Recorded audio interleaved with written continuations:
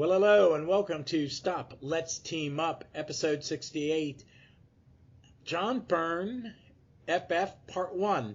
I've got Kirby here. Say hi, Kirby. Hi, Russ. How are you today? I'm good. We're here to talk FF and John Bryne FF, and I think this is something that was kind of like in a background conversation with me and Kirby about what he was reading, and I think you commented on I was reading the first 100 issues for the first time, and you had saw that I got this or something and chimed in and said, oh, I'm getting it. And you got the Omni and went ahead and read it. I have not read it, but I read all this stuff as it came out because this was in my most active comic reading years. But it's a good way to look at, because I think they're two Bryne FF. There's Bryne FF when he's doing it, when he is just the penciler. He's not the co-plot or nothing. He's just the penciler working for Marv most of the time. It's mostly Marv. Chris. Yeah, it's a Marv. Like in this series, they do give you like a huge paragraph breakdown. Like here's what's going on in Marv's issues right up until Byrne shows up. Yeah, and then they play that out. Yeah, and it's Marv Wolfman, I think, for most of it. And then there's some of the team ups in here, and where he's inked marvelously by Dave Plump, but they're Claremont written. And then there is Byrne's FF, where it is all him. He's in the driver's seat. This is his vision. I have pretty much all the freedom I'm going to ever get in a comic book. And it's the first time we get to see Byrne do that, so that's kind of cool. So let's start with you, Kirby. Is this the first time you've read some of this, or? Okay, so prior to this is the first time I've ever read any of Byrne's FF at all. Because prior to that, I've only ever read Fantastic Four when they've encountered with the Silver Surfer, and then I've read all of Hickman's run. So this is like brand new territory for me. You're there's so many versions of the FF, and you're only just scratching the surface. Yeah. Oh, that's cool. I like that because there's so much of. I will push my. I don't know. I don't know what's available. My starting point for FF. If your starting point is Hickman, is that the first? Okay. Wow. Yeah, I would say Hickman is the first Fantastic. I've always been intimidated by Fantastic Four because it's the foundation of the Marvel Universe, and it's like. Oh, you can, but see, that's what's good about it is there are eras you can jump into, and that's kind of cool. I mean, it is one of those books that definitely has eras where they're little, and for the most part, they're all different. They're, I can't think of one I dislike, but I started in post Jack about issue 110, 115. Medusa's a member. I start reading when Medusa's a member.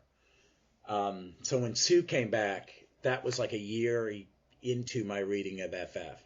So I really like, that's Roy and John and Rick Buckler, a lot of Rick Buckler stuff. And then the Wolfman stuff. I mean, I remember Keith Pollard about 200 leading into where Perez did it. Perez had it for a while. And those are great when the FF broke up. It was like an 8-month run. Salem 7 were introduced. It was really cool, and so a couple other things, but this Byrne stuff, I was discovering. This is about the time all these things in this with Byrne is where I'm discovering Byrne.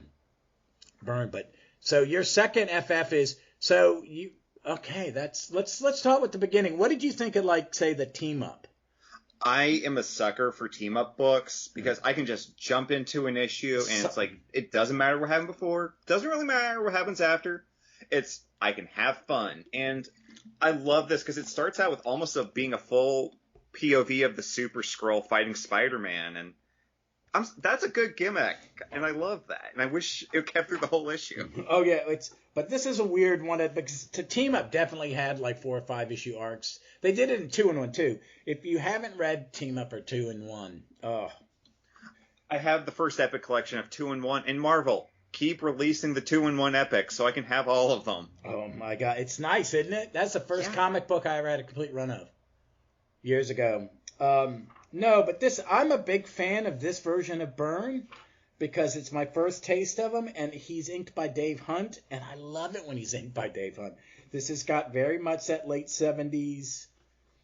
This is kind of like, and Perez is doing it too. These are the guys they're creating the house style for superhero comics in this generation, a big chunk of it.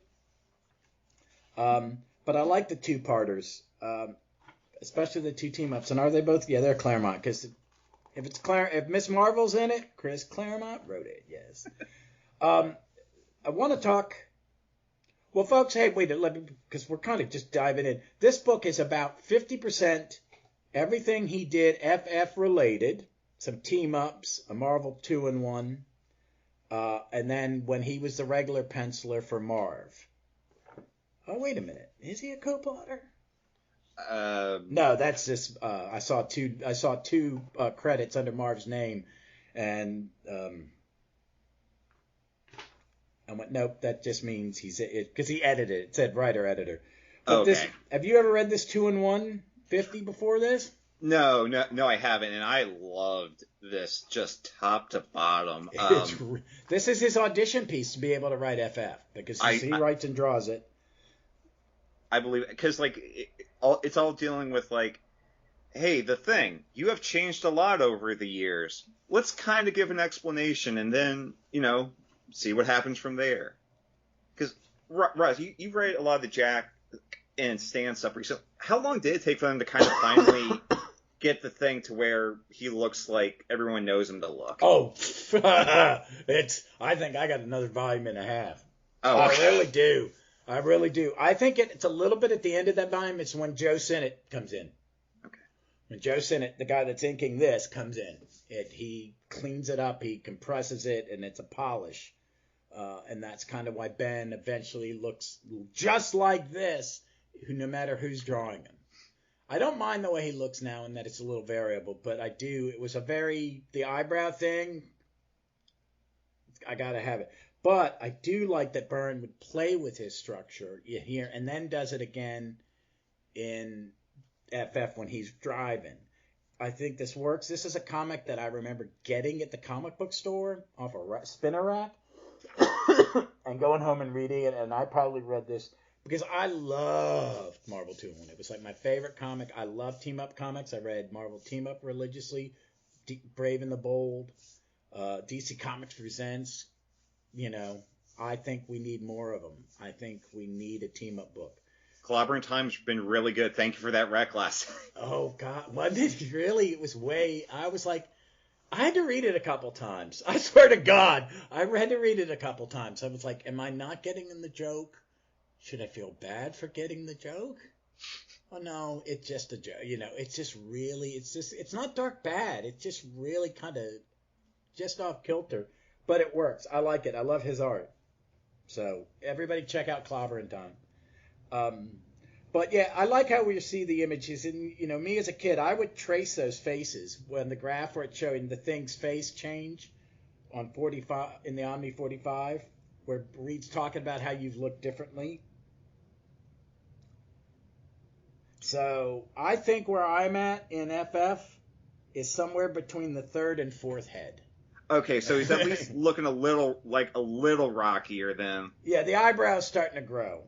So I'm going to finish Invincible Volume 1, probably read that cute Pacheco Superman I got, and then I will probably going to dive almost immediately back into FF Volume 2. Because I was excited where they were going, but I knew I needed to take a break because it was a lot to... I really kept reading, going, don't hate this, don't hate this, don't hate this, don't hate this.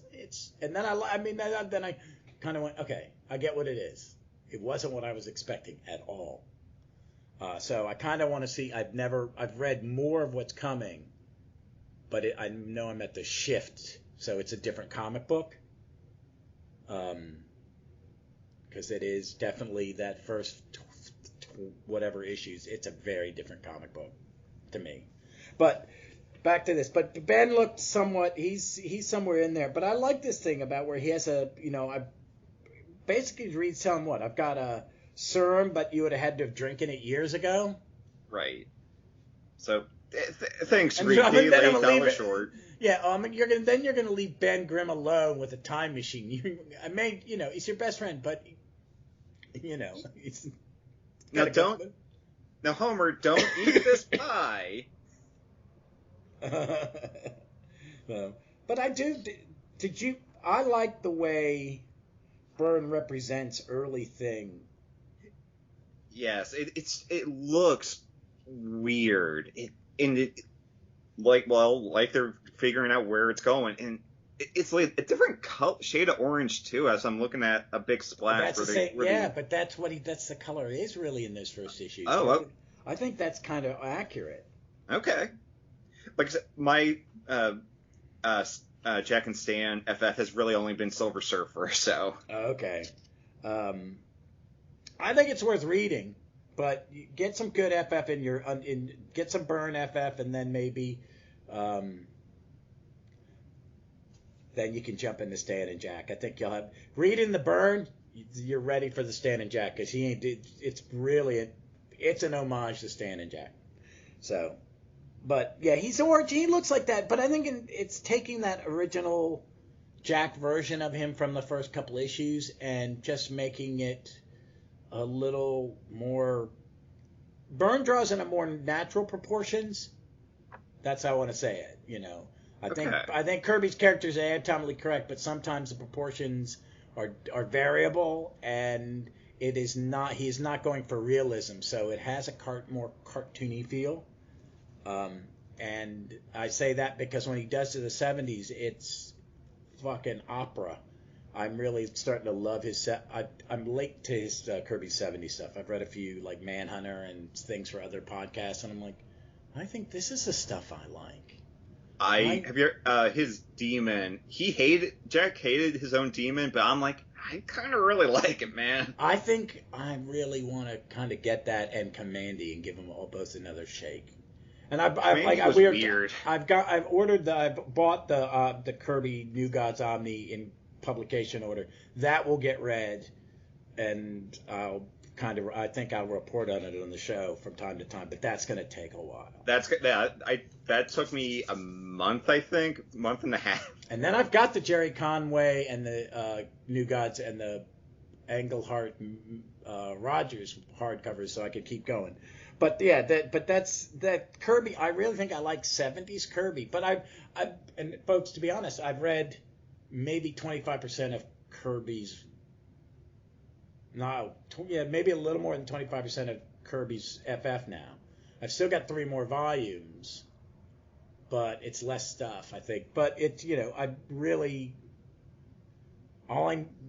more Kirby like Avengers and X-Men.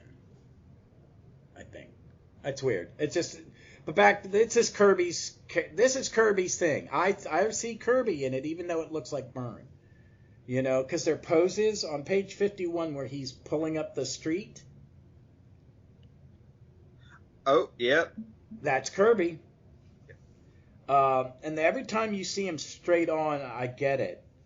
And it's just a great fight scene. It's a great ending. And when he turns back, he looks like Byrne draws him as Kirby Ben Grimm. Just with a big old stogie, and it's just like, hey, you know what? I'm the Thing. Yeah, I like it. It's just great. That's one of the issues in here. It's almost worth having it just for that. And then it has the little description of the search for Galactus. This is the second half. I remember this story, I remember that I read this story. I didn't remember a lot.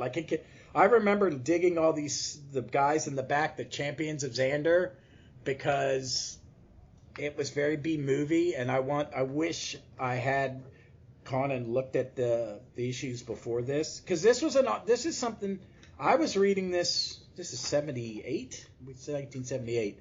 This stuff he's doing with Marv and Joe Sinnott starts in FS 79. FS 79 in issue 209. This is about. I did not like the stuff that ran up to 200. I remember as a kid not liking that. This stuff I like. I was a freshman in high school. But I like these characters, and what do you think of Byrne Sinnott? I really like it because, like, what I do know in general is, like, Sinnott, like I said, was the big FF, so he's able to help kind of keep it a little house style without being overbearing on it. So I think it really works. Yeah. So just in general, I'm gonna be honest. I like there are individual issues of the Wolfman thing, but I just have had a rough go of Wolfman as of late, and I'm like, ooh, is he just not a writer for me? This is not some of his best stuff. His best stuff is really stuck in Tomb of Dracula and Teen Titans. Okay. He has a work. He understands the genre. So he kind of goes in, and some of his stuff doesn't knock you out. I think he's better with a co-plotter sometimes, but this is the chore of being the FF writer, and I think that's why the era right before this and some of this stuff doesn't really stick well with people, because you were being really, even 100 issues later, they are trying not to stray from the formula that works. FF at this era is being written to stay in a certain formula. They're being restrained because they really don't stray too much or do anything big. I remember really enjoying this origin of Terrax, and yes, so there's just the Sphinx stuff. Because I've only known Sphinx after this because I just read New Warriors. This is my first time I've ever seen this or heard of this character. So he's the big bad for New Warriors. Okay. And the X-Men battle him, I think, at some point. But I don't remember any of this shit. And I read this issue to issue. I don't. It is standard, and bits and pieces of them are. It's boilerplate. It is really. It's not bad. I don't think it's bad. I think it's entertaining. I think it's probably reading it month. I don't know. Maybe it'd be one of those ones where it was month to month, because it was comics were really kind of soap opera-y. Yeah. You know, it's Marvel too, so a little more, but it is just serviceable. I don't know. That's kind of where I was kind of having trouble. Where after the really good team-up stories, I felt a little, oh god, what have I gotten myself into? But it's Galactus, and I love Galactus stories. Yeah. So I'm going to keep in. Yeah, and it's like, I think some of this is. Did I miss the one I wanted? The dog? No. But the Wolfman stuff is just. It's just okay. We have to have a blaster story, and then they've got this guy, the 190. This is what I want. This is when they start taking. Bill Mantlow's taking over, so he's got to finish the story that Marv started. This is the issue where I went, why would you put Pablo Marcos on John Byrne? It looks atrocious. It's weird. Okay, now that you're pointing that out, yeah, there was something where I'm like, I don't know what is going on with the art, but it doesn't look good. It's not Vince Coletta, but it just doesn't match. It's a weird combination. Yeah, a weird combination. Yeah, and then we get, the Dazzler guest star. A Frightful Four with Electro. That's a bad choice. Oh god! Oh, is that the one with where they we've knocked Spider-Man out for a bit? Yeah. Yeah. It's the break-in at the headquarters issue. I do kind of remember the stuff in 220 and 221 with the aliens in the Arctic Circle, but again, it's fine. Fine, but then you see the reason, and then I don't. So that's the end of it when he's just a writer, and this is where Byrne had to drop when he was doing X-Men and FF at the exact same time. Which again, kudos to him for being able to handle two books at the same time. He had the heart attack when he was doing Avengers, FF, and X-Men. I'm not sorry, Mr. Byrne. I'm not laughing at your heart attack, but duh. Gee, he worked himself into the ground because, man, they don't get paid unless it's, he was one of those guys that I think he just worked because that's how you make a living. I guess if you're doing 3 times, you would think like, is this guy one of our superstars? Should we maybe kind of bump him up? Oh, they were. That's why he was drawing the 3, because he was number 1 gun. Because this is one that right before. I mean, he's not on FF and X-Men at the same time for long. Okay. Because he quit him after the death of after the death of Jean Grey. Byrne finished what he owed and then moved on. And him and Claremont didn't get along. From what I've heard, Byrne doesn't get along with a lot of people. No, he doesn't. And because I think Claremont's probably a very 50-50 person with Sure. artists, but he definitely has to be chief. He's one of those writers that my comics will be writer driven. That's his business. And he earned the clout, and I think they just clashed. And I think Byrne is better by himself. Yeah, he's when he goes off the rails, he doesn't go off the rails any weirder than a regular writer does. No. And some of his off the rails I find quite entertaining. His the Forgotten Years or whatever it is, the Marvel thing from the 50s to the 70s, was kitschy. I was entertained by it. It's like, okay, this is what Byrne thinks it would have been. I like those alternate things. And his the X-Men, the early years, the stuff that's supposed to bridge from whatever it is when it went to reprint and Giant Size 1. But again, that's just standard Byrne. But now this is so what did you think? We're switching now to John Byrne FF2, which is where he is the creative person. He's the chief honcho of the FF. I love this. This is like, I've never really understood why Byrne is like such a high mark for like writers of an older generation than me. Because like I've read his Superman and I've liked that Superman for the most part, but this really just kicked off for me, and I'm like, okay, I'm here for it. I'm gonna get Omnibus 2. I'm gonna get the Thing Omnibus because I want to read all of what Byrne can give me with the FF. Well, shit. He's just stretching his legs here. I love this. Is this my favorite Byrne run? Yes, where he's in control. Yes, this is better than the Superman, which is Yeah. Is it better than Claremont Byrne X-Men? No, it's on par. They're about the same. They're at that. There's a peak where I go, you can't really go higher, and if you go higher, there's very little. I don't want to say this, but I kind of think, like X-Men.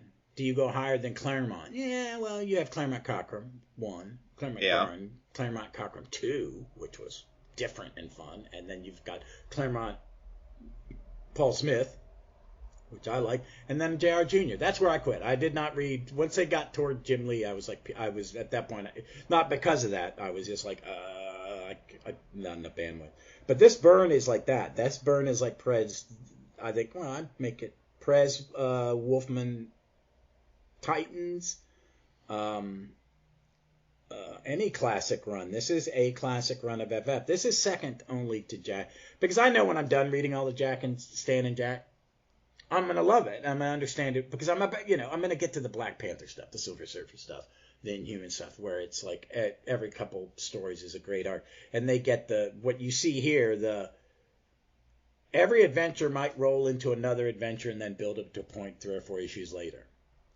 They're not so interconnected, but and they're types of stories. They would go in cycles. Thor's cycle is superhero, crime, supervillain, space opera, mythology. Avengers is outer space, gangs, social issues. FF is weird science crap, alien invasions, and family drama. Definitely family, because this isn't for a teen book. This is the second definition I have of a teen book. Family. First one is motley assortment, and then this one's team. So, my wife's telling me she's gonna make a loud noise coming in. Where do you? Oh, it may be edited in this fucking thing. May not get up today. So, what was since you have not read anything but Hickman's FF and this is very different than Hickman, What Yep. was your overall take on this kind of style? I just jabbered on about it. It probably made no sense. So what did you think of how he set up start telling the stories? I Like think it's a that. new number one. I'm sorry, what was that? It's like it's a new number one. He's giving you an intro point. So because you haven't read a lot, but what if you had never read an FF? Do you think you would have enjoyed this? And what did you like about it? I think it, like, so from, what is this first issue? 232. I think it does a good job because it lays out, it gives you the simple, okay, Ben's the rock guy, there's the water, the fire, the air person. So there was probably a point where I read more of Bill Willingham's Elementals than I had of Fantastic Four. So it's like, okay, it gives you a very simple, basic story to kind of launch out. It's in New York, and as this omnibus goes on, I realize I like the New York stories less and less, and I love more of the weird Star Trek exploratory issues a lot more, and that's where I think it... Yeah, Star Trek, that's a good term, because he definitely, that is the feel I get for his sci-fi stuff, too. Yep, where Reed's a little Spock and Scotty merge together, and past that, my metaphor breaks down pretty quick, but that's where I kind of landed. Yeah. I like that this one, we'll touch on, get the art done real quick, is that he's inking himself. And this is some of my favorite Byrne art. I think he puts, it's just, I think just it's solid. He could have been a great inker. You know, I like, I'm looking at the Hammerhead issue. I'm looking at this, the story where the guy that has the ability to change the world, the average man.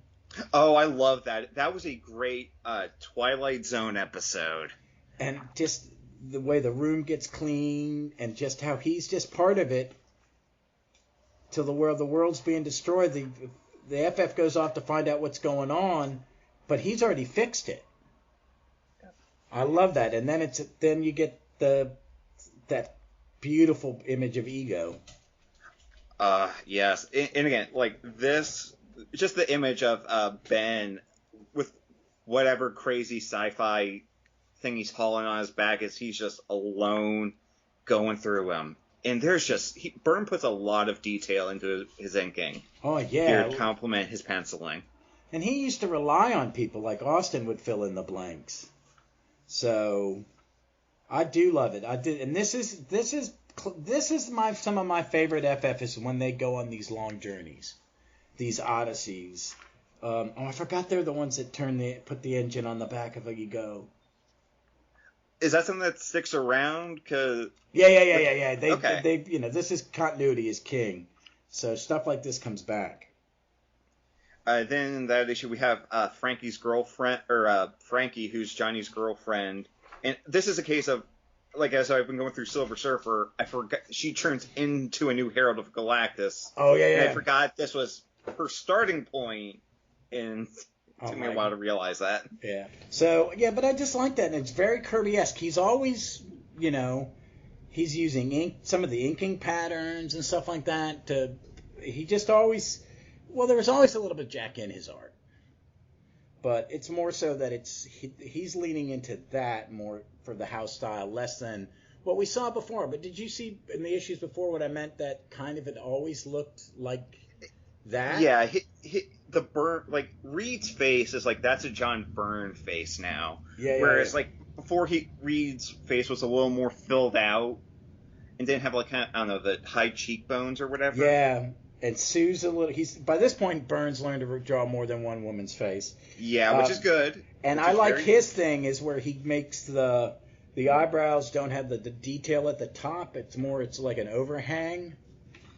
And I'm always a fan for that look for a character. So him, Martian Manhunter, always makes me happy. Yeah, it works on this. So here's one of the great. I remember working in the comic shop when 236, the 20th anniversary issue came in, and it's the Terror of Tiny Town. So one thing I do want to say is this is an issue where Andrew Leyland, formerly of the Fantasticast show, commented, like, I was wondering, like, why isn't Jack on the cover? And he's like, well, apparently Shooter made Byrne erase him out. So I'm like, come on. Oh, is he? Did he? Yeah, that's apparently what I was told. So. Oh man, I wouldn't be surprised. Yeah, so he would have been next to Silver Surfer and Jack, or Stan, is my understanding. But it's a great cover regardless, which is why they made the cover of the Omnibus. So. Oh, yeah. Is that the one I got? Yeah, that's the one I got. Sometimes I get for my the Silver Age ones, I got the by other artists like the Alex Ross, the Ladrone, and Arthur and Art Adams. So, but yeah, I do love this cover. I do love it. Kind of, it's a what if they weren't the Fantastic Four kind of thing. What would they have been if they had never been superheroes? Like it's a Wonderful Life in reverse, where you're being shown a life where you think it's perfect. And just like a good thing, it's like, so like, wait a minute, that doesn't make sense. That doesn't make sense. What's going on here? Yeah. Oh, yeah. Very Twilight Zone. And I did that double page spread where they finally figure out the puzzle, and there's Doom yelling. Yeah, and you got. It's such a simple 2-page spread, but it works so damn well. Oh, yeah. And it's just, this whole story, and then him standing over the little town with all the, with the people he's manipulated into living there. Mm-hmm. Even poor little Franklin Richards is hooked up to the thing. Oh, yeah. What I do like is when they start to try to figure things out, and they were starting to remember, and they go to the president's office, and the puppet is empty because Doom's up in the real world. And for some reason, okay, so they're in a made-up town on a board, so all the scientific equipment works, and it will make the puppet take the specific form of the thing. Or does it have something to do with the radioactive clay that the puppet master uses? I gotta imagine it's one of the... I'm gonna go with the latter on that. That makes more sense to me. Okay. I've never thought about it until this time I went through it and went, that makes no damn sense. Why would Doom? You're an idiot. Like, I understand, like, look, you can't just look at normal human Ben Grimm for an entire issue. You gotta change it up a bit. Uh-huh. But again, it's them, after that, in a weird, kind of like, okay, we're an inch tall, how can we still use our powers even here? Up until they get to Doom playing the piano. Oh, which, where they're, again, just, they're not showing Doom's face at all. Always in shadow. I love that. I like it too. I really like it too, because I guess there was always the thing of like you never saw Doom without the mask before or something. Yeah, I can't remember if they've showed it fully. Sometimes I think they've said they showed it, and then they said, maybe that wasn't it. Was that what he perceives? One writer goes, no, I showed you what he saw in the mirror. I was like, oh, fuck you. Yeah, no, that's writers just being pissy with each other, or an artist. But that's a great anniversary thing. This Stan and Jack, wherever this came from. They said something. It was like the storyboards from the FF cartoon. Oh yeah, the first FF cartoon with Kirby, because I think he worked on some of the designs. Because he did that for him and Alex Toth did that for a bunch of cartoon companies. Right. So, I mean, this rolls around from different stories. So, you got Frankie's stuff going in the background, weird aliens always laying near the FF. But, like those one-and-done stories where, it's just, I'm not here for any reason. I'm just, lost. Oh, here are my family. It's like the Infant Terrible story, which is an early FF one, where this giant alien is terrorizing New York, and he's like a toddler from another planet. So, And again, you're building more of Johnny's girlfriend things going on. Yeah. Yep. Yeah. Let's put some sexy stuff in. Yeah. But I like her. Do you know who? Oh yeah. Okay. This is the issue where he tells you who her uncle is. Oh, God, it's been a bit since I've read this issue. It's her father. It's Professor Horton, the creator of the android Human Torch. Oh, okay. Yep. That's a nice little use of continuity there. Yeah, and then he gets pit.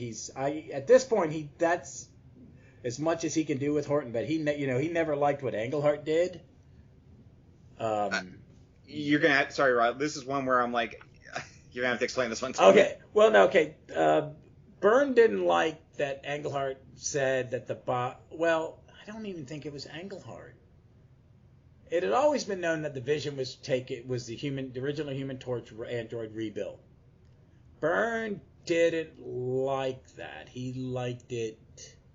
So he had when he wrote West Coast Avengers, he had the Vision fucked up and become something else, and then he had them find the real body. You find out that he wasn't the Human Torch, and the Human Torch's body was in this graveyard, and then they reactivate him, and they both join the West Coast Avengers. And then Busick was like, knew what it was. It was just, you're pissy, you didn't like what Englehart did, so you wrote something stupid to make it the way you wanted it. So guess what? He wrote Avengers Forever and said, yeah, you're both right. So I liked it. But I like his use of continuity. It's not a stretch. You know what I mean? Right. The Human Torch it's really more legacy because, of course, her powers come from the creator of the first Human Torch, and she's dating the Human Torch. So I like it. I liked her. Yeah, no, and again, she makes a great supporting character in Silver Surfer stories down the road. So I read a lot of that. That may be she does become his buddy. Yeah. Yeah, I need to read that because they're reissuing the Volume 3 epic, which is the Englehart Marshall Rogers run, which is I loved it. But I also like Paul Ron Mars and Ron Limbs. Is that who was doing? Yep, I like their run too. So yeah, they've got a lot of that, and I hope they finish that one out too. Sorry, Marvel. I know you're listening, but get all the epic collections I need. Yeah, that's a good one to go. I like this. Again, he gets mutated back, but he's even more horrific. Yep, and that goes on for like 6-7 issues, something like that. Oh, yeah. I love the cover of the next one where they're in the oil fields and Frankie's with them, flying dead center. Oh, yeah, that I really like that. Yeah, so this was a big deal because we finally get to meet Aunt Petunia, because he's always gone, oh, my sweet Aunt Petunia. And it's, so they've never met her, and they're all kind of shocked, because of the age thing. Because she's, like, maybe Sue's age, if she's a day. Yeah, but it's like, she's married to Ben's uncle. She's not blood aunt. She's the younger wife of Ben's uncle. But, and then it's just another great, he's wearing the full suit. I like it, and the helmet. He does wear the helmet for like a few minutes for a bit. Yeah, because it's stupid. I think it's Byrne showing you, yes, I'm bringing it back. He looks silly in the costume. Because he's made the collars more traditional. Collars, yep.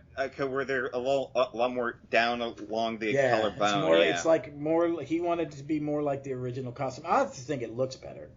Yeah. And I do, and we'll get there, but how he changes them too later on. Yeah.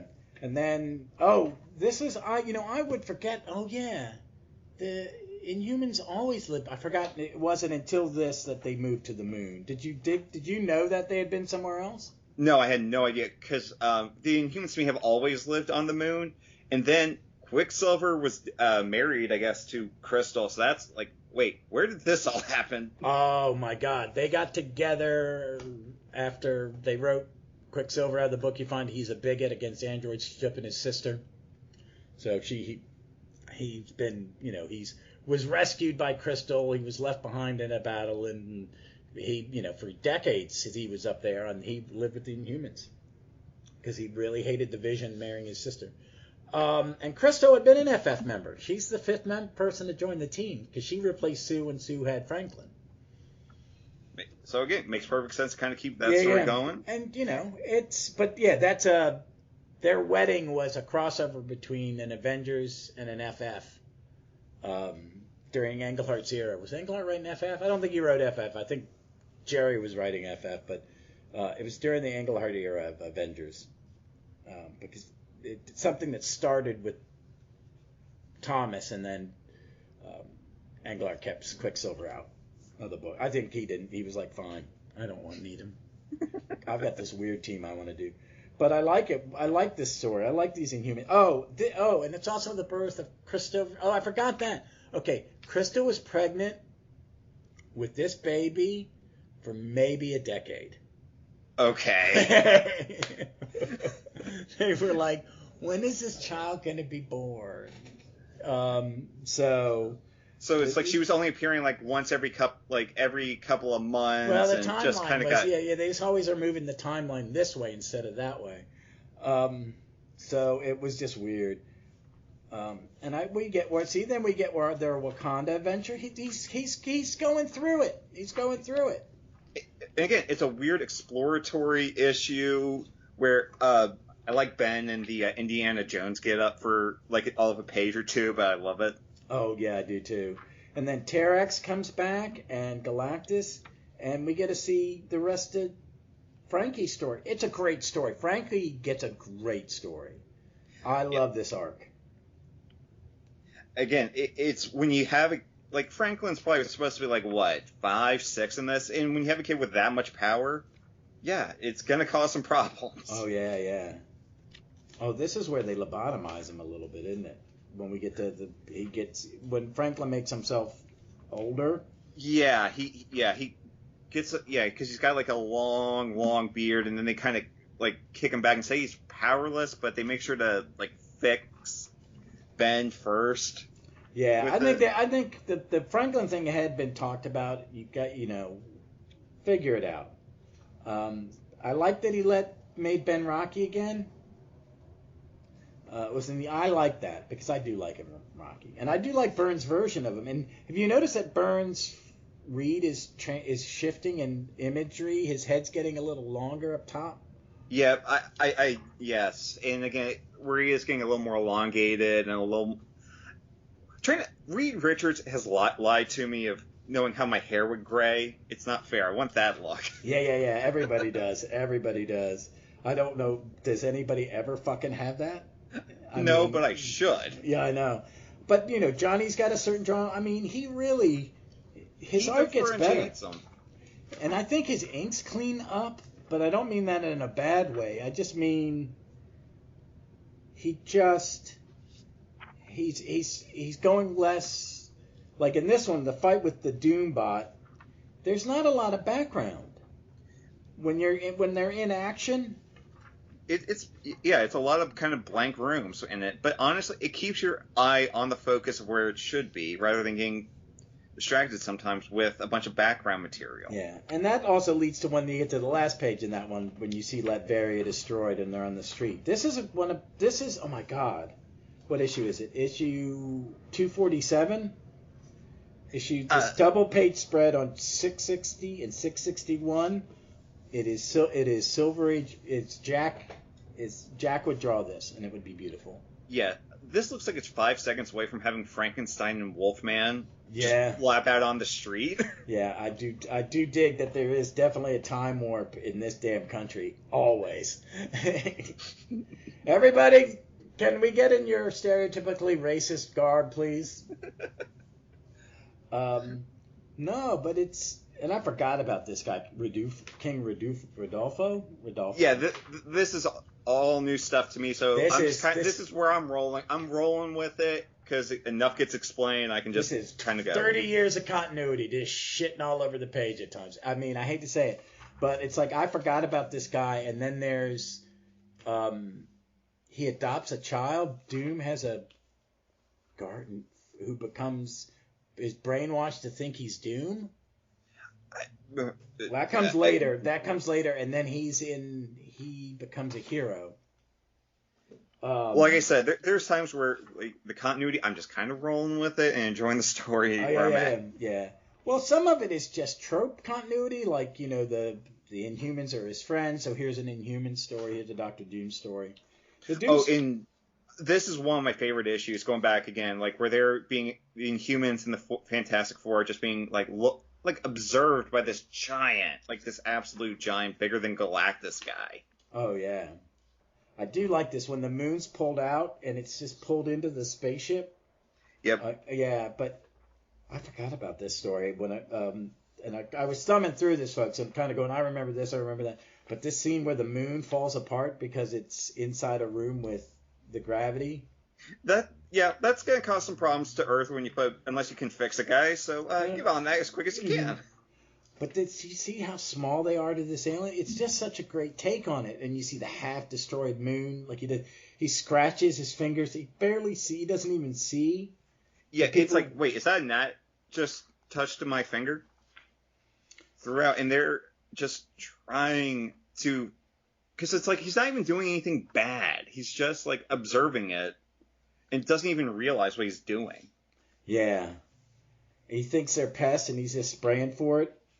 Yep. Sue melts away.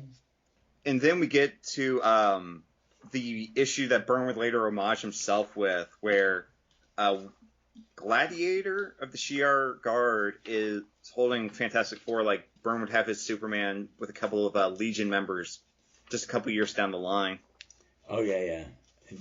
God, how many other times have people ripped that one? 704, page 704. Yeah, I love that cover. I love this story. I remember when it's like, yeah, they fight him. That makes sense. Why have they not fought him?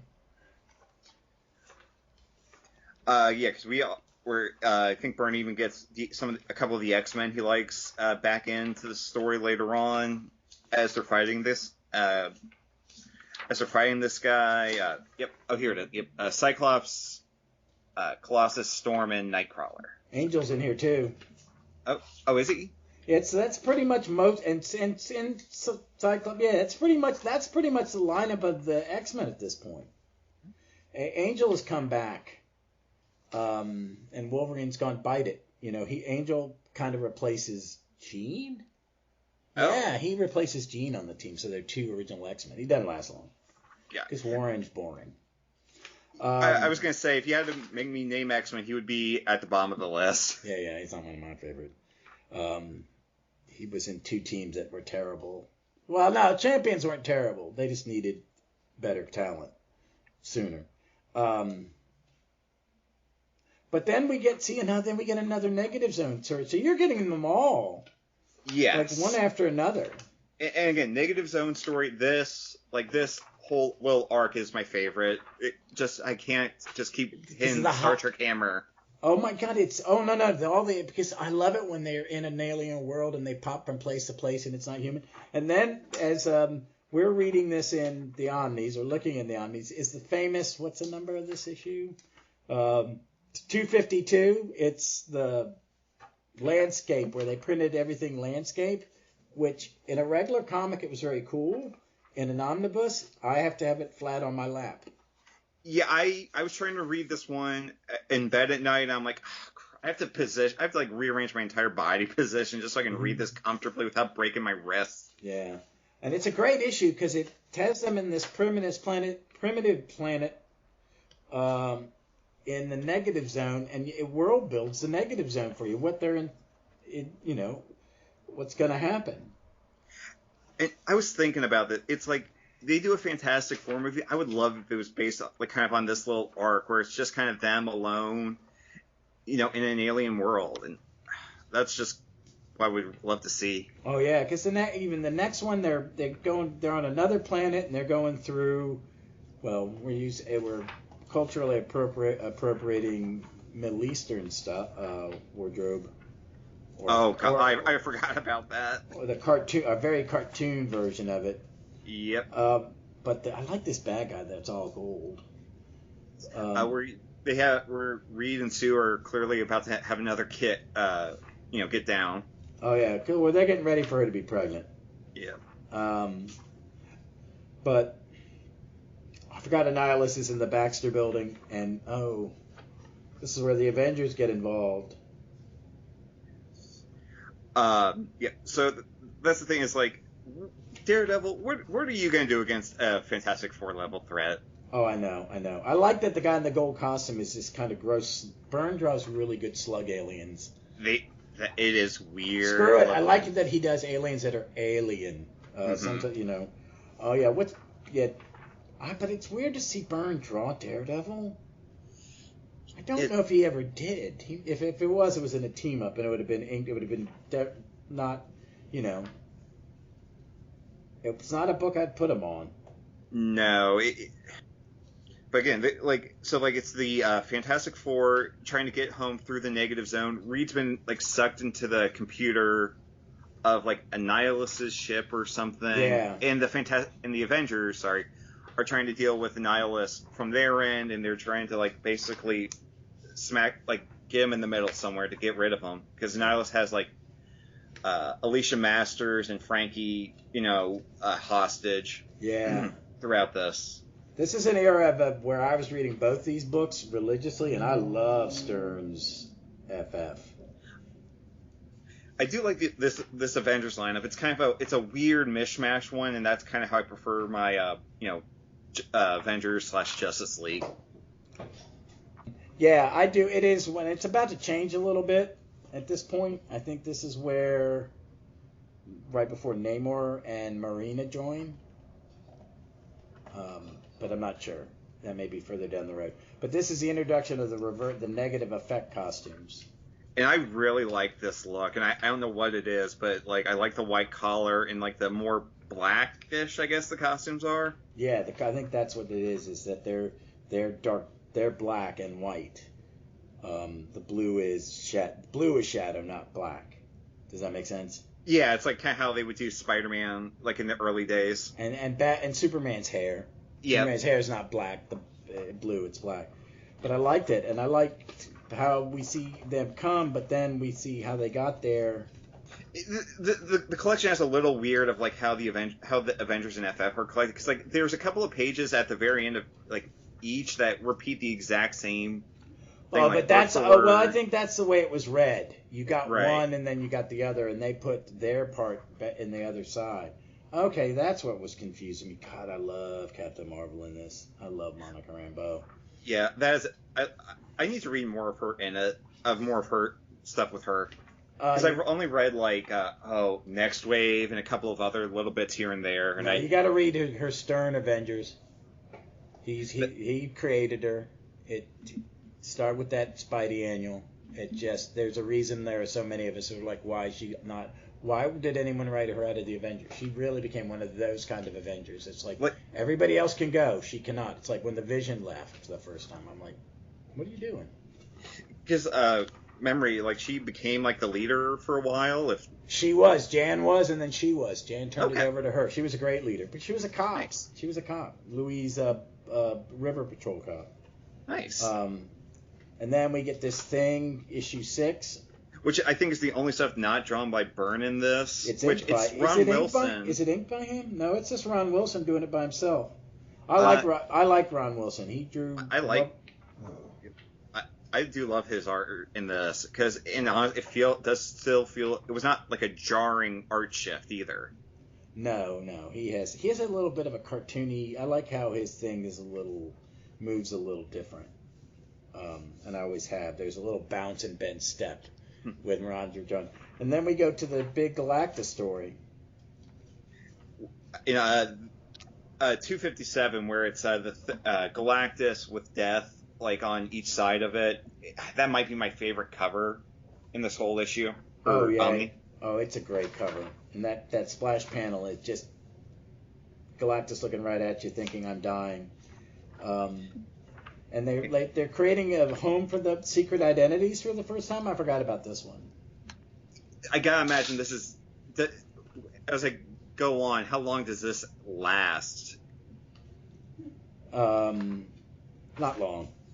That's kind of what I figured, because there's no, everyone knows who they are and whatnot. Like you can't hide the thing really. Yeah. And then there's this, I forgot about this annual where they tie up what happened to the first 3 Skrulls. They've been cows and people have been drinking their milk. Oh, right. This was just a weird, almost pseudo horror issue. Oh, it's like a 1950s horror movie, because at the end it's like they think they've saved the day, but then a whole thing is being dropped off somewhere, but it continues.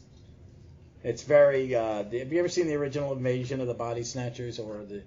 Oh yeah, I've seen the 50s one set in the one with Donald Sutherland. I love that one. That ending is so good, so good. And then we get back to Doom, and This was a great issue. Oh, yeah. In the cover of just Doom's, like, ripping it apart as you see his reflection in his, like, gauntlet or Okay, whatever. see this little kid, Kristoff? Has his mind. He gets fucked. He's just abused. But then he becomes a superhero. It's really weird. It's very Marvel. Okay. And, yep, because it's just, like, Doom talking to him for a bit, and then he, like, shuts him out. There's a little Doom talking of, like, I tried to steal the Silver Surfer's powers. That didn't work. And then, let's see if you can do it again, but maybe safer. Oh, yeah, by stealing Terrax. I forgot about this. See, she's house hunting. I forgot all about some of this stuff. Ben versus Tyros the Terrible. That's he's not Terrax anymore. He's now Tyros the Terrible. I forgot he lost his powers, or didn't. He just. This is a good story. I forgot about this one. Yeah, and it's a double page on 1046, 1047 of Ben just getting like knocked through as the onomatopoeia just makes the panels there. Oh yeah. Good. Yeah, no, in this, we finally get a little Silver Surfer, and like Surfer's just one of my guys, so I love whenever he shows up, and it makes sense. I mean, he appeared in Fantastic Four first. He should be, showing up.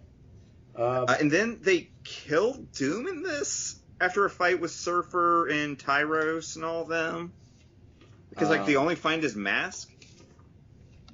Yeah. That's kind of leading into the thing I'm telling you. You're going to go, what the fuck are you doing? That poor little boy. Just all I got to say, that poor little boy. Okay, I like I said, I'm going to be getting the follow up to this sooner rather than later because I need to kind of know what's going on. It gets even bigger and badder, man, because you're going to get the Secret Wars, and She-Hulk comes in. I know that. Yeah, and it's just. It just changes, and it doesn't miss a beat. It really doesn't miss a beat. I think it's great in so many ways. I know we kind of meandered there, folks, and we just kind of went through. So let me ask you: you've read Hickman, and now you've read half of Byrne, and part of that half of that half is kind of Byrne just doing standard FF, which there are parts of. There's some eras of FF that are very just standard, and you may get a great story here or there, but then there are runs like Burns and Hickman's and I would say the Ringo era. I like that. There are good ones over the Paul Smith, the Paul Ryan era. It's God, man, that is heavy-handed, glorious superhero comic writing. I love it. It's very much an homage to that post-Kirby FF, but I think it's a little better. Where this is close second to Jack. You know what I mean? Yeah. So what did you think of it overall? How it took you a little bit to get in because of the Wolfman. The Wolfman. And again, I wouldn't even say it's bad. It's just this and some other unrelated stuff I've read by Wolfman. Where it's like, oh god. Then as soon as Byrne was writing and drawing regularly, I'm like, okay, I get it now. I get why this run is one of the, lauded runs that I've heard about, even as I've been intimidated to not get into Fantastic Four. It's like, okay, I was able to get into this. I want to read more now. Now you'll be able to jump in at different spots and you're going to be good. Because you've got just this book, you have gotten the template, you've gotten the Galactus story done, Terex story done by two different people. So, because they're going to meet these guys over and over and over again. I mean, it's a long-running book, so you run into these people. So they jump around and everybody tries to do their take on that tale, and some for better or worse. I think in this, Byrne really starts clean. This is what a good Invisible reboot looks like. Yep. Not saying the stuff that happened before didn't happen. I may use his characters similar, but I'm not going to worry about contradicting or whatever. And I don't think he contradicts. I just think he starts in a way you could be a new reader, and within 3 or 4 issues, you understand the dynamic. You understand the structure of what these stories are going to be like. And then as you go through, you get, okay, this one, they're doing this one. And he can continue. I like that he can flow from one type of story and tell, you know what I mean? Yep, yeah, because, you're never, okay, you have the Ben and Alicia relationship going in, Ben's problems with everything's there's an exposition, but it's never bogged down in it. Or it's done for dramatic purposes. He can give a little flourish or something. I think he does. He is nowhere near as talk heavy as others because he's an artist, but he also knows that you need dialogue to build character. Yes. So it never gets I love Roy Thomas, but Roy Thomas will take you a while to read, and this did not take as long as a similar amount of Roy Thomas did. Yeah, no. I love Roy, but see, but what I think Byrne does well, and I think Claremont does well, is when you need an exposition issue, where you need, I'm reading Invincibles, me and Kirby were talking about it before. There's an issue where it is just the mother. There's pages where the mom is at her worst. Spoilers, and just she found out her husband was an alien tyrant who hated her, and her son is now, all this trauma. And it's all done through verbal exposition. But Oakley, I think it's Oakley at that point, has decided, the word balloons are crushing her. They're all on top of her. It's a whole banner and 2 whole frames. And then when someone else talks, there's nothing.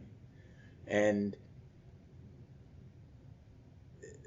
to show the bad side of what Kirby's talking about, what I'm trying to talk about, is it can be exposition sometimes and it can be too much. Byrne is able to use exposition and caption boxes and stuff sparingly and still tell a dynamic story. But he also knows that the characters have to have conversations.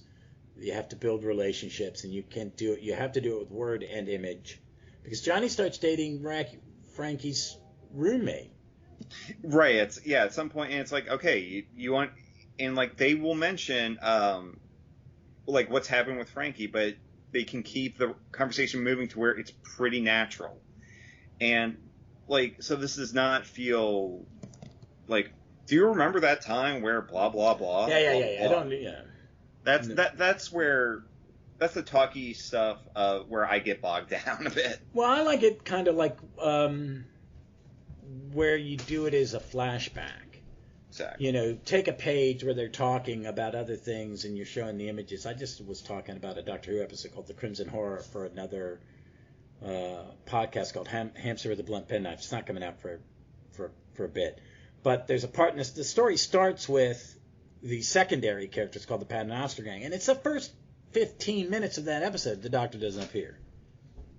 And then when he appears, he goes, let me get you up to speed. And then it's done in quick clips. Everything's done in a scratchy, silent movie sepia tone.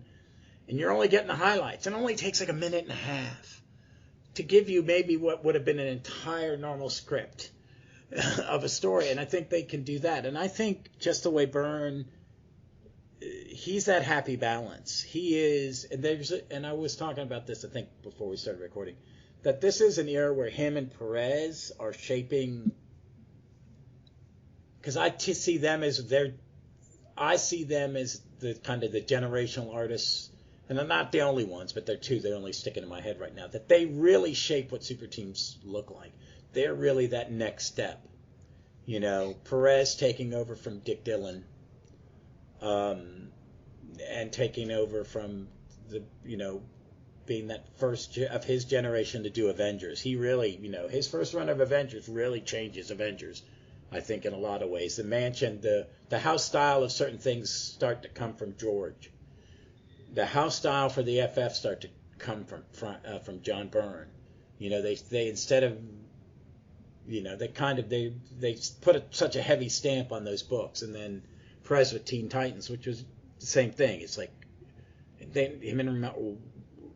not reinventing the wheel, but really just putting a stamp on it. And I think Byrne, as a writer penciler, this is his best run.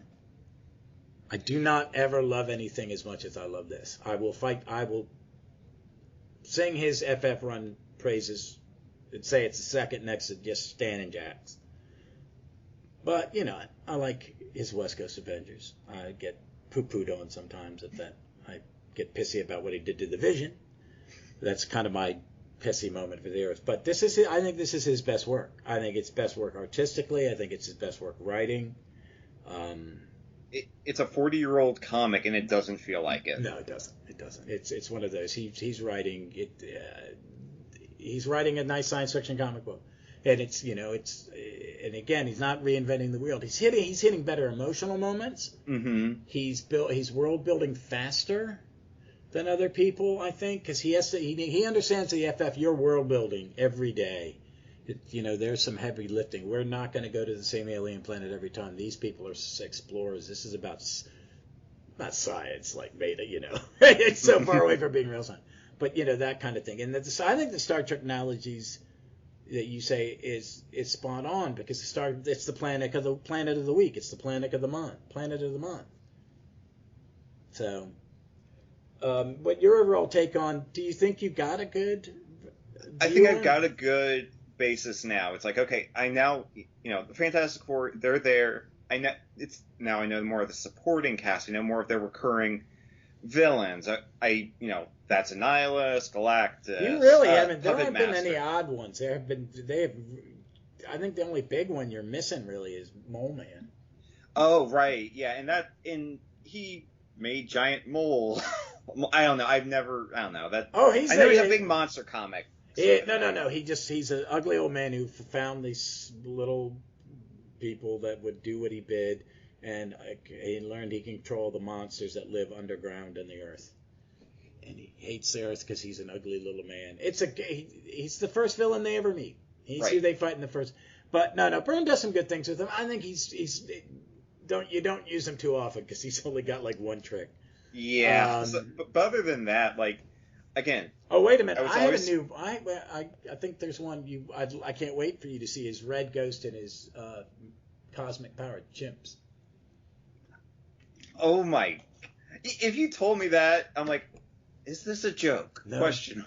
Red Ghost. He's a communist scientist who went up in a rocket with an orangutan, a chimpanzee, and a gorilla, and purposely allowed themselves being bombarded with cosmic rays. I love it. He can be invisible or immaterial.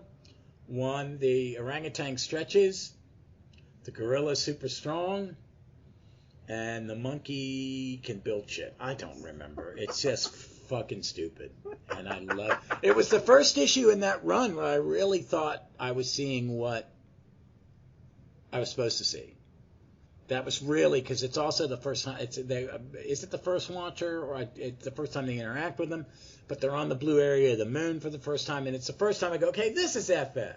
This isn't that. I really felt like I was reading a chitsy kids comic. Mm-hmm. And why I think I like this Byrne thing is, I had started after them, and I was a FF fan, and there were eras that when Prez was drawing it was like, oh my god. When Byrne was drawing it, and I like Rick Buckler. I like Keith Pollard, but I like Rick Buckler a little better. But I read those, and they were kind of cool, and I kind of jumped into it at a weird spot where Reed and Sue were on the splits. Reed was running the first time when he used to have the 5 o'clock shadow. Medusa, Ben, and Johnny were keeping him sane, and they were doing all this stuff. Johnny wore the red costume that looked like the original Human Torches. But it was different. So it was kind of like, the Kirby style, whatever that is. Every once in a while you'd see homage. My brother, who's the head, he's the head of the cult of Jack Kirby. That's his guy. And I never really experienced this except as like, here's a quick snapshot, someone doing an homage thing. And when I heard Byrne was taking it, because, I knew him in X-Men, and he'd done some Champions, Dave Hunt inking, and the team-up stuff with Claremont. And it's, that, okay, this is going to be this. And then I got that first issue, and I went, wow, that's kind of murky and creepy. And it was like it fit the story, but I went, okay, he doesn't give a shit. This is my time. I got it. They've given me free reins. I am the writer, penciler, and inker, and I have an editor who I probably can, for the most part, all I know is I can't do something that Jim's going to tell me no. Right. That is the only restraint I have, and I've learned he is willing to say, we are not printing a comic book because you did not get my okay.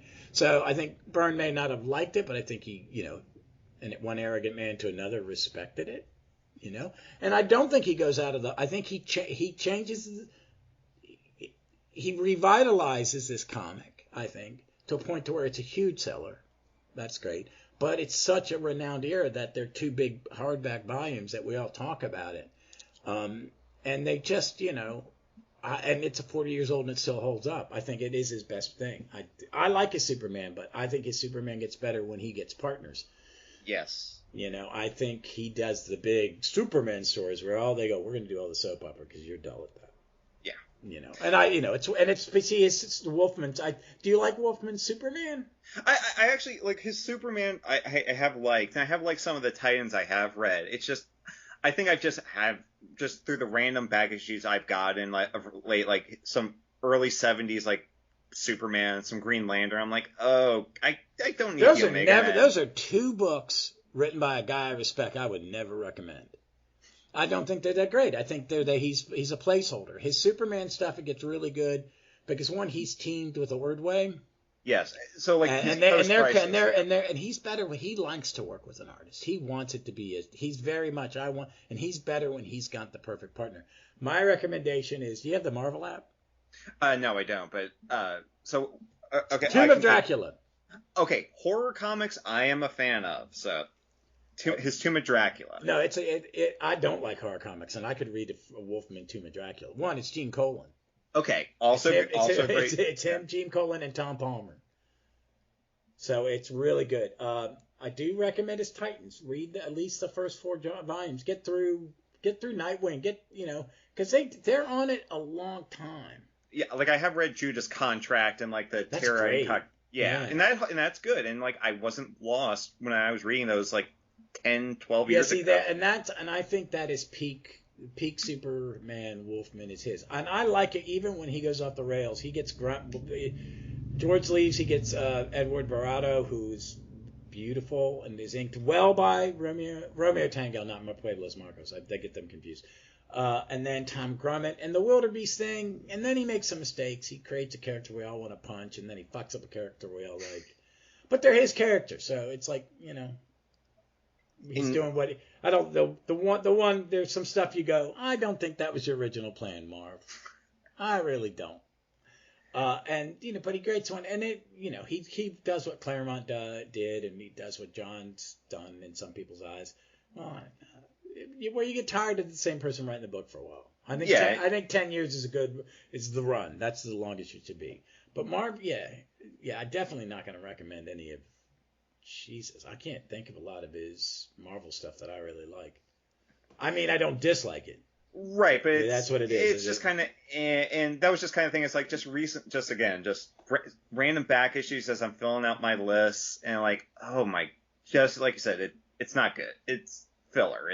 And when it's his book, and I don't think he really gets his book until he gets Titans. I think Roy left him alone on Dracula and all the editors, and all the editors. Marvel had an editor-in-chief a week until Jim Shooter. And Marv also probably didn't get any shit from Shooter because Marv was an editor. I mean, he was, and I just think Marv knew. I think it's how to play ball. I also think maybe going to DC there wasn't a space in Shooter's world for him. I don't know what the story is there because that's about the time he left. He wasn't Jim's immediate predecessor, but he was close. Not Jerry. I don't know who. I can't remember who it was. But a lot of people moved because of Jim, because Jim Shooter was abrasive, and he knew what he wanted, and some of the decisions he made, worked. Some maybe didn't. I think Secret Wars is genius. I bought the Omni because I've not read it. I've never been the biggest fan of it, but I kind of want to read. I wanted to read it, and maybe before I read the Omni 2, I'll do that because that happens like in the mid really quickly in the next Omni. So what's your next big read? What's your thing? What's next on your pile? Okay, so next on my palm, I have Captain Carrot and his Amazing Zoo crew up next. I'm gonna do a small little run. Take it in about 6-issue runs. Yeah. Read an arc. It's very much. I don't. It was definitely a comic that I enjoyed month to month, but if I got behind, it was like, Jesus, man, it's the same joke. Oh, wait a minute. There are only like 3 jokes for this, isn't there? Scott Shaw's art's beautiful, though. It is. Is it you're reading it on the app, so it's in color? No, this is all. I finally have the physical completed runs done of things, so it's you gonna have be, a complete run of Captain Carrot. You should get a merit badge for that. That's a comic. That's a nerd thing. You should get recognition for an odd run. Always should get one, especially if that one is loved, but not many people have actually sat down and read all of it. Nope. I even found the Teen Titans issue where they first appeared. Well, see, I love that era because All-Star Squadron appeared in the Justice League, and it was a Justice League drawn by Perez with the real history of the Red Tornado. It was like, oh my God, it's got everything I want. Red Tornado story. I love Red Tornado. He's one of my favorite Justice Leaguers. What else? Amethyst did that. A handful of them did it. I think Titans even started off in that too. That was was that a Brave and the Bold? It was DC Comics Presents, which means it's one of the issues of that run that I'm trying to finish, but will be. Oh my God! It's the Martian Manhunter Superman by Jim Starlin. You get Jim Starlin. Oh God, it might be Marv. It might be Jerry Conway. I don't know who it is, but it's Jim Starlin drawing Martian Manhunter and Superman, and it's the first Mongol. Okay. Yeah, that's a fucking hard. I think it's the first Mongol. Yeah, that's one of those issues where I'm gonna have it on my list for a long time, and I know it's gonna be a pain. I think that sucker's probably a few $100. It's a great comic. I had it. It was well read. Mine wasn't when I sold it. It wasn't worth shit because I had read that sucker because I love Titans. I was a kind of quasi. I was like, I like Titans when they're bad. Mm-hmm. And I had read a lot of Silver Age Titans more because my brother picked up a lot of them, and that Bob Rozakis at the end, which is really a car accident. It's a 1970s car accident. But I liked it because I liked all the characters. I just thought some of the art was. There's some art in the late 70s in DC. Irv Novak, I like him in certain things. Don't dislike him. But just when the books that I saw him on, I was like, why is he drawing this? And he was never given a good inker. But I mean, really, Wolfman's Titans Wolfman Perez, I put it with Claremont Byrne. And Perez, not Perez. The 3 best superhero team runs, and because you're younger than me for this era, maybe I don't know, but it's Levitz, Giffen, Wolfman, Perez, and Claremont Byrne, X-Men. And I'm not the biggest X-Men fan. I have runs I personally like better, like the Engelhardt Avengers, which I could read that 1,000 times. But I kind of go, these are above that. They're game changing. They're trend setting. Let's say they're not game changing. They're just trend setting. But I like them. Have you read? You haven't read, but a few Titans. But you've read most of. You've read all the Levitz, Giffen, Legion. Yeah. No, just a couple of months ago, I did a full Bronze Age read of Legion. Which I had read all the individual issues here and there, but now I finally read them in order, and it's like, oh my God, yeah, this is why. Yeah, that's why there's a cult of us that are still out there, even though we disagree on what happens post or pre-crisis. Yeah, and we can get into Byrne's Superman effect. I might have put a group together to talk about that, because that's kind of a teen book in the way it was created. But let's wrap this up and let you go. Thank you, Kirby. As always, it's a pleasure. I love talking comics with you. Yep, thank you for having me back on this. I love talking, and I want to thank you again for recommending this to me. I think the first time we talked. So yeah, it's worth it. You've got your FF creds now. Yep. All right. Well, folks, as always, be safe, be smart, please be kind to each other, and read some comics.